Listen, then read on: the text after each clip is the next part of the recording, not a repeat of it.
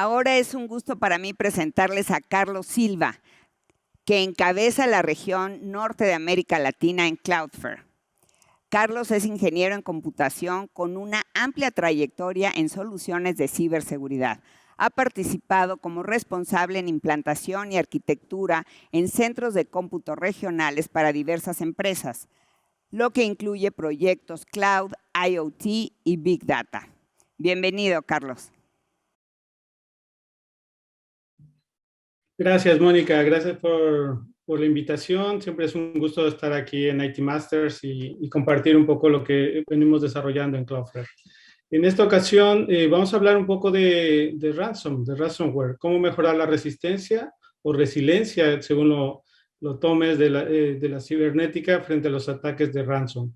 Es algo que venimos viendo y es algo que queremos compartir con ustedes y cómo Cloudflare puede ayudarlos en estas situaciones. ¿Okay? Vamos a empezar. Bueno, que los ataques ransom, pues bueno, son un gran negocio, ¿no? Sabemos de casos de ataques de infraestructura, como el de Colonial, sabemos el de JCB, ¿no? De los distribuidores de carne. Y recientemente yo agregué hoy justo este tema de ataques masivos de ransom DDoS a las compañías de voz sobre IP. Y es algo, digamos, que nosotros estamos enterados, ¿no? Porque los estamos ayudando a mitigar esos ataques. Hay algunos tweets asociados a esto. Y eso se da porque, bueno, digamos, es un negocio, ¿no? Es un negocio, es un problema, ¿no? La delincuencia está utilizando el ransom para pedir rescates. Digamos que estos van desde $5,000 en 2018. Ahora en promedio son $200,000. Sabemos que están afectando muchas empresas, tanto la parte privada como la parte pública, hospitales.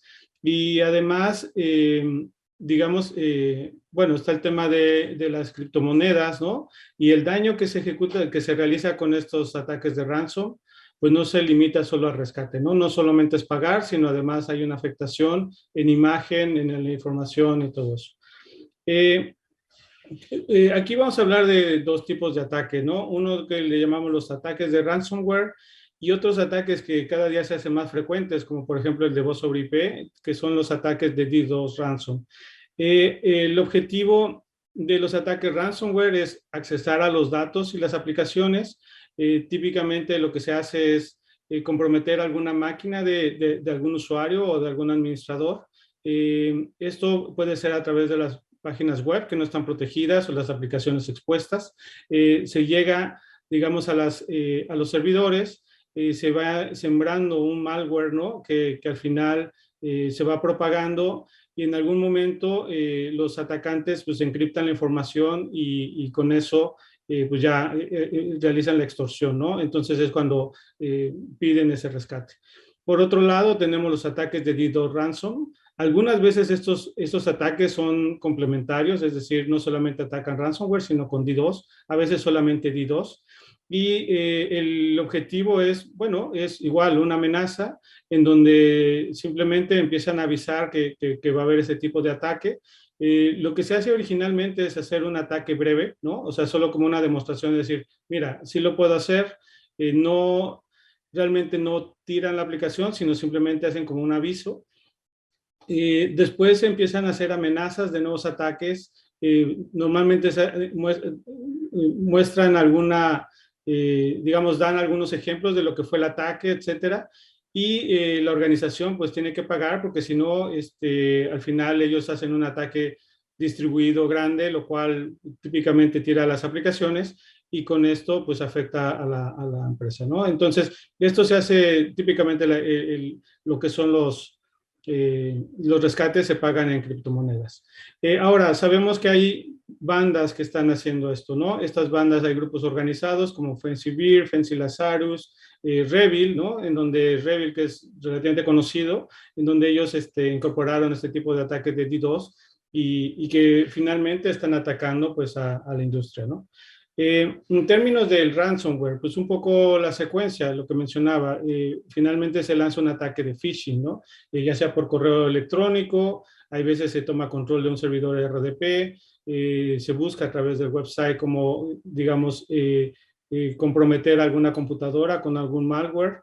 Después el malware empieza a contactar el servidor comando, ¿no? Que es el que tiene el control y empieza a decir, mira, ya estoy aquí. El atacante empieza a instalar backdoors, empieza a moverse ya dentro de la red, porque pues, muchas veces es movimientos laterales, y empieza a buscar los servidores de respaldo o de monitoreo, que son los que tienen un alcance más completo dentro del data center o dentro de la organización. Después empieza a sacar datos de la compañía. Esto también lo utilizan como una muestra, ¿no? Muchas veces en la amenaza te dicen, mira, yo tengo esta información, te dan una lista de usuarios, etcétera, ¿no? Donde dice, mira, te están comprobando que ellos pueden hacer el ataque, que ya tienen un acceso que no deberían tener, ¿no? Finalmente, empiezan a cifrar los archivos, ¿no?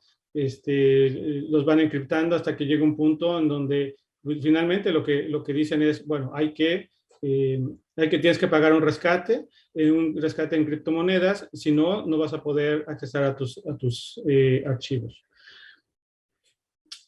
Aquí, bueno, esto es lo que comentaba, ¿no? O sea, los vectores de ataque, y bueno, hablaba la persona de Microsoft, ¿no? Fue interesante que en su mensaje también hablaba de los vectores de ataque, hablaba un poco de Zero Trust. Es algo que también nosotros estamos trabajando, ¿no? Pero digamos, regresando a este tema de los vectores de infección, pues uno es el phishing, ¿no? El phishing, básicamente que llegue un mensaje o llegue al celular o a la computadora, ¿no? En donde se tiene simplemente una liga, la cual no es verificada, y el usuario de manera inocente pues accesa y ahí se instala un software, ¿no? Ahí se instala el malware hacia ese usuario, ¿no? Los segundos son los ataques hacia los servidores RDP, ¿no? RDP son escritorios de moto, entonces, digamos, se busca esos servidores que no tienen parches, que no están a la última versión, y de alguna manera se toma control. Y tercero son, pues bueno, igual asociado a los parches, ¿no? Lo mencionaba también la persona de Microsoft, en donde decía, mira, pues hay que tener las actualizaciones, y eso, lo que no está actualizado, pues al final es una puerta, ¿no? Para acceso a estas vulnerabilidades, ¿no? Y es lo que están aprovechando y es lo que están buscando.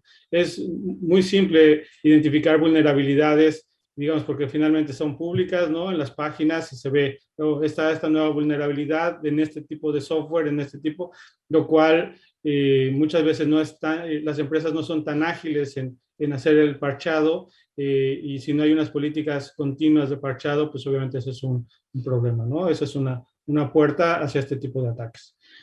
¿Cuáles son las prácticas recomendadas para el ransomware? Pues bueno, copias de seguridad, backups, ¿no? Ya sabemos, las compañías de backup están haciendo esta promoción, están diciendo todo el tiempo, tienes que hacer backup, cómo regresar a cierto punto en el tiempo, ¿no? Antes de la infección. Pues bueno, eso definitivamente sería la primera recomendación. Hay que hacer backups continuos y de manera consistente, ¿no? Lo segundo, pues bueno, la autenticación con varios factores, multifactor, ¿no? Ya el usuario y password no es suficiente. Sabemos que hay usuarios que utilizan el mismo password para varias aplicaciones, entonces una de las cosas que nosotros vemos es los intentos de fuerza bruta con una serie de usuarios y password que básicamente han sido robados de otras aplicaciones para tratar de robar o accesar a aplicaciones bancarias, ese tipo de cosas. Entonces el multifactor de autenticación es importante. Las actualizaciones de seguridad, el parchado, tanto para los servidores, tanto para las computadoras, etcétera, es muy, muy relevante y ahora más que nunca, ¿no? Las soluciones de seguridad deben estar actualizadas. De nada sirve tener soluciones de seguridad que no están al día, ¿no? Que no tienen las últimas firmas, que no tienen el último set de amenazas, ¿no? O sea, si no están actualizadas, pues pierden un tanto su objetivo y se generan estas pequeños espacios por donde estos delincuentes están accesando a nuestra infraestructura, ¿no? Lo otro es tener un plan de respuesta a incidentes. Sin duda, yo pensaría que no es si nos va a pasar o no nos va a pasar, la pregunta es cuándo va a pasar.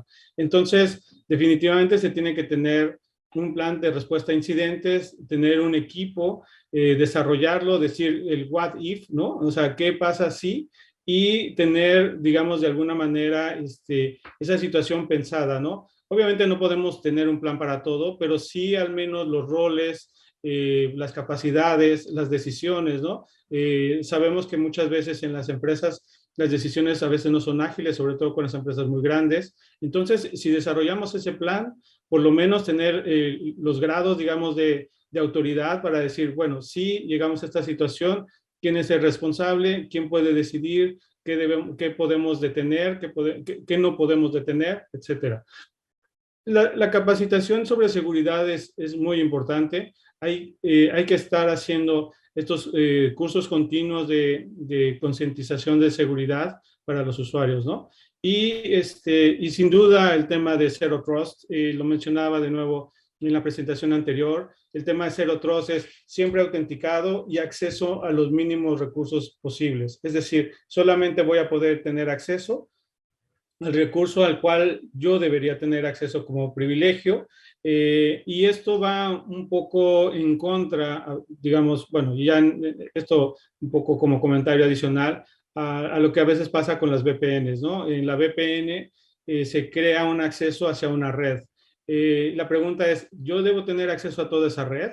¿O para buscar solo una aplicación en un servidor?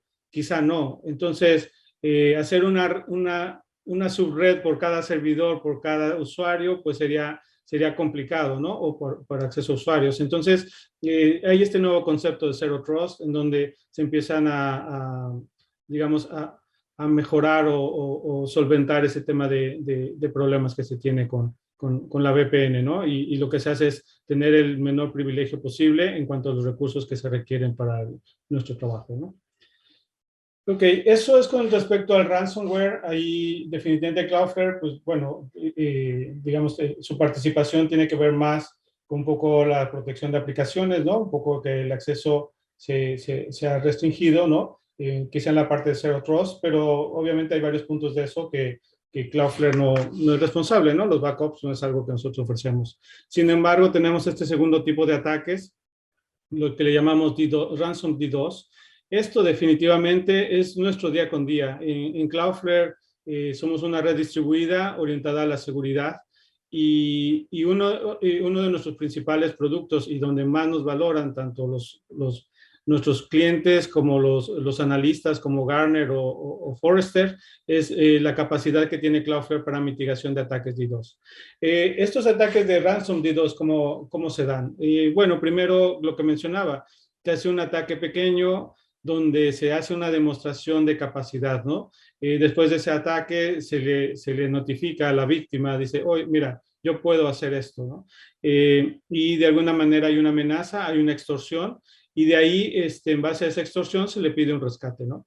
Entonces, si el usuario no paga ese rescate, pues empieza el ataque y, bueno, afectando sus aplicaciones críticas, ¿no? Esto nuevamente va sobre aplicaciones que están expuestas a Internet, pensemos una banca en línea, pensemos la aplicación, bueno, incluso aplicaciones administrativas que están expuestas a Internet y que hoy por hoy sabemos es la mayoría, ¿no? Hoy el nuevo normal es estar remoto y muchas de estas aplicaciones y mucho de este ecosistema de software as a service, pues son aplicaciones en línea. Entonces, estamos hablando de objetivos importantes y recursos que afectan de manera importante a las empresas, ¿no? En su operación. ¿Cuáles son nuestras recomendaciones respecto a esto? Pues bueno, la recomendación es no pagar. O sea, la realidad es que el pagar pues solo alienta la extorsión, no asegura que no va a pasar, digamos que no va a pasar porque una semana después vuelven a extorsionar, es una extorsión. Entonces, la realidad es que hay que buscar una solución, pagar no es la mejor opción. Notificar a la policía, por supuesto, ya las compañías tienen perdón, los gobiernos tienen agencias orientadas a esto, e incluso en Estados Unidos, bueno, recién hace una semana hubo una iniciativa con el gobierno a nivel del presidente, ¿no? Donde se hablaba un poco de los temas de cybersecurity, ya como un problema de seguridad nacional. Entonces, hoy por hoy ya debe haber en la mayoría de los gobiernos una forma de notificar digamos, este tipo de cosas. Y la tercera es, pues, estamos nosotros aquí para ayudarles. Cloudflare es una empresa orientada a la cybersecurity. Nuestro principal digamos, valor es precisamente lo que uno de nuestros principales productos es la protección de DDoS. Esto lo hacemos desde nuestra red distribuida y bueno, esto lo tenemos todo el tiempo. Dentro de nuestra página, además digamos, en cloudflare.com, hay una opción que dice Under Attack y tenemos todos los días clientes que nos están buscando por diferentes circunstancias, ya sea por ataques en capa 7, pero muchas veces son ataques de DDoS. Como mencionaba bueno, y la noticia esta noticia de fines de septiembre, en donde hablaba de ataques sobre plataformas de voz sobre IP, es algo que venimos haciendo, que nos vienen solicitando la ayuda para mitigar este tipo de ataques, ¿no? Entonces es algo que definitivamente les podemos ayudar de manera muy, muy ágil. La activación del servicio es muy rápida. Ahora, o sea, digamos, cuáles serían algunos de los factores, digamos, o de resistencia o resiliencia frente a los ataques ransom? Bueno, identificar y detener los bots, proteger, bueno, hablamos del top 10 de WASP, estos son unos términos de unas amenazas conocidas, se utiliza mucho en las auditorías hacia las entidades financieras, sin embargo, es algo que se puede utilizar para cualquier web server, es algo que está incluido en el WAF de Cloudflare. Cerrar los puertos, sin duda, vaya, si hay puertos abiertos que no deben de estar abiertos, que no tienen una función en la aplicación, pues deben estar cerrados. Proteger el servicio de Internet, de nuevo ahí, de alguna manera, la protección de la red.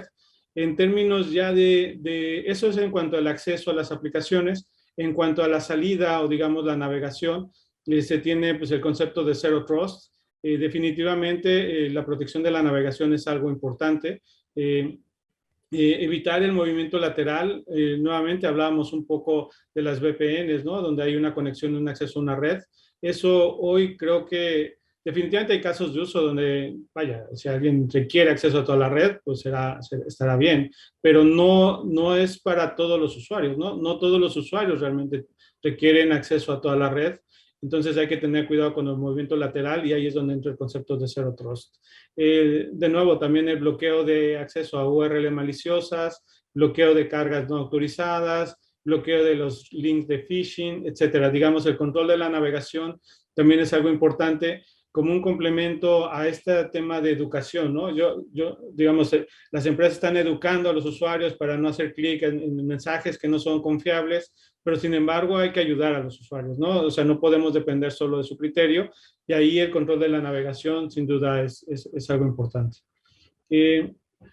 Ahora, ¿cómo hacemos esto? Digamos, ¿cómo es que Cloudflare o por qué Cloudflare está hablando de esto? Bueno, Cloudflare es una empresa de cybersecurity, estamos en más de 230 ciudades, en más de 100 países. Actualmente tenemos una capacidad de 100 terabits por segundo, nuestra red de Zenicast, es decir, que cuando hay una petición hacia un website que está protegido por Cloudflare, se va a contestar en el data center más cercano porque es un direccionamiento Anycast. Entonces, eso obviamente ayuda mucho a la mitigación. Digamos, si hay un ataque, pues se va a contestar se va a mitigar lo más cercano al origen del ataque. Y si es un usuario legítimo, pues también Cloudflare le va a dar acceso, bueno, a la CDN, ¿no? El Content Delivery Network o al caché para tener una respuesta más rápida. Entonces, tanto para el tráfico malo como para el bueno, es una ventaja tener esta red de Anycast. Tenemos casi 10,000 redes interconectadas con nuestro ASN. Estamos bloqueando 87,000 millones o 87 billones, como según lo tomen, de threads todos los días. Eso porque tenemos más de 20 millones de propiedades Internet protegidas con nosotros. ¿Y esto cómo lo hacemos? Pues bueno, tenemos solo para una muestra, ¿no? Lo que está en el cuadro de abajo. Nosotros tenemos un DNS autoritativo, con lo cual tú puedes traer tu DNS con nosotros, lo cual también es un elemento frágil de la arquitectura. Tenemos la protección de DDoS que está en todos los data centers. Establecemos sesiones HTTPS con un certificado digital gestionado por Cloudflare. Se tiene Web Application Firewall, que cuenta con más de 200 reglas, free limits para evitar ataques de fuerza bruta. La CDN que hablábamos, eso es más para aceleración de entrega de contenido.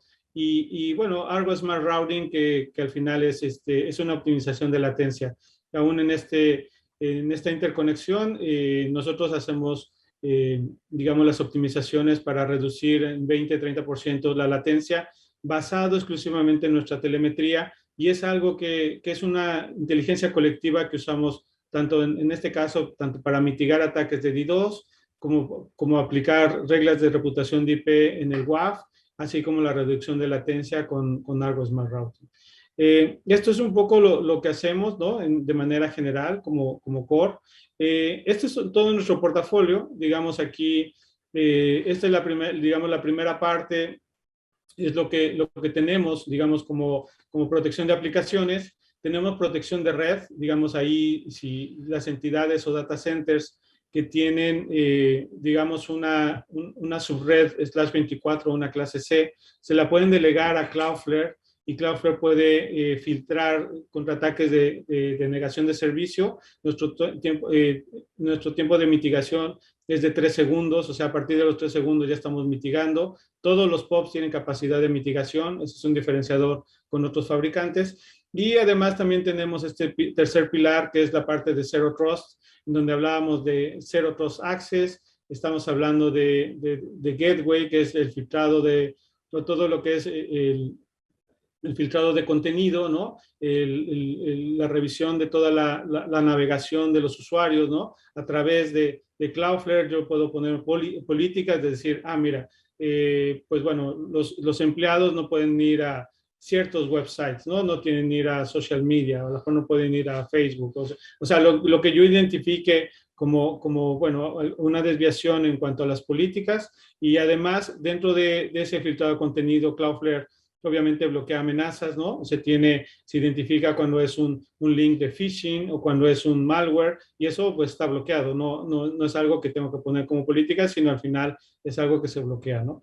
Entonces, el último servicio que tenemos, o el más reciente, es el Remote Browser Isolation. Este es un concepto como, digamos, es como una evolución del Virtual Desktop, en donde realmente, digamos, tú creas una sesión web que va hacia Cloudflare, pero realmente desde Cloudflare es donde se va a realizar la navegación. Se crea una instancia de Chromium en Cloudflare y desde ahí se hace la navegación hacia todos los websites, siguiendo las reglas y políticas que están en la parte de filtrado de contenido, siguiendo las reglas de access, llevando logs, llevando acceso de sesiones, incluso con funcionalidades asociadas a DLP, ¿no? A protección de pérdida de información. Y todo eso se hace en esa sesión que está corriendo en Cloudflare. Y el usuario va a ver, digamos, lo que se hace es que entre Cloudflare y el browser que está corriendo en la computadora del usuario final, se hace un tipo rendering, ¿no? Un tipo dibujo. No es un dibujo como tal, es una tecnología propietaria de Cloudflare, en donde nosotros, con una reducción del 70% del tráfico, mostramos la sesión en el browser del usuario, pero la sesión real y todo el código HTML y el source y todo, realmente está corriendo en Cloudflare, lo cual es un nivel de protección, reduce la exposición, reduce todo el perímetro de exposición a ataques, y es algo que estamos haciendo de manera muy, muy exitosa. Es algo que estamos ofreciendo y que tenemos varios clientes ya utilizándolos, ¿no? En términos de cómo hacemos la resistencia y un poco de los puntos que hablábamos antes, ahí están las diferentes funcionalidades. Tenemos Bot Management, tenemos el WAF, tenemos Cloudflare Access, tenemos Magic Transit para proteger las redes, y ya en la salida, pues estos tres servicios: Browser Isolation, que es el Zero Trust con DLP; Cloudflare Access, ¿no? Para evitar los movimientos laterales, ¿no? Que es realmente un Zero Trust, solo doy acceso específico a los recursos que requiero; y Cloudflare Gateway, que me va a limitar la navegación, ¿no? Eso es lo que tendríamos. Este es un último slide, y este es un slide tampoco, al igual que el que mostré al principio de septiembre. Este es un slide de agosto, y aquí habla de un ataque con 17.2 millones de paquetes por segundo en un ataque volumétrico de DDoS. Esto, para que tengan una referencia, Cloudflare que ya actualmente, digamos, aproximadamente el 10% del tráfico de Internet pasa por Cloudflare. Digamos, en un día promedio en el Q2, teníamos 25 millones de paquetes. Este ataque fue de 17 millones de paquetes, lo cual implica un número gigantesco de paquetes. Esto, bueno, fue el más grande reportado en ese momento. La semana pasada o hace semana y media, Microsoft reportó otro ataque, ¿no? Entonces, cada mes hay un ataque, digamos, mayor. Y esto es algo que estamos haciendo nosotros, ¿no? Proteger a nuestros clientes, proteger las redes contra este tipo de ataques. En este caso es un ataque de DDoS, pero de nuevamente con el WAF podemos ir a capa 7, con Spectrum en capa 4, etcétera. Y esto es un poco lo que quería compartir. No sé cómo estamos de tiempo, pero digamos, ese es un poco donde estamos. Aquí, bueno, esto es nuevamente un poco los servicios de Zero Trust, Gateway, Browser Isolation y Secure Access. Y eso, listo. Eso es un poco lo que tengo. Muchas gracias, Carlos, por tan completa y valiosa ponencia. Invado un segundo esta sala donde estaba Mónica para hacerte algunas de las preguntas que ya llegaron en la plataforma.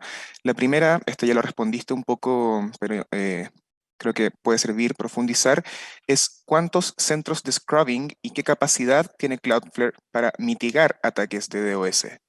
Sí, hoy por hoy tenemos data centers en más de 250 ciudades. Digamos, nosotros tenemos presencia en data centers que tienen alta actividad, o sea, típicamente los NAPs, los centros de intercambio, etcétera.